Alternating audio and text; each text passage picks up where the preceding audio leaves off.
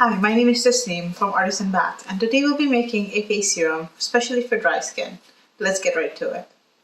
This serum has many lightweight oils and is high in oleic acid and linoleic acid. Well, you might be asking, what is oleic acid? Oleic acid helps increase moisturization of the skin and helps with absorption of oil, whereas linoleic acid helps prevent transdermal water loss and offers barrier repair. For the base of this serum, we'll be using fractionated coconut oil and squalene. Fractionated coconut oil is very light, easy to spread, and has great moisturization. Squalene is a derivative of olive oil and is high in oleic acid. For the making of this serum, we'll also be using evening primrose oil, borage oil, carrot tissue oil, Seabucthorn Extract, Camellia oil, Rosehip oil, jojoba oil, and vitamin E. We're using vitamin E in this recipe to help increase the shelf life of this serum, as it is a very powerful antioxidant.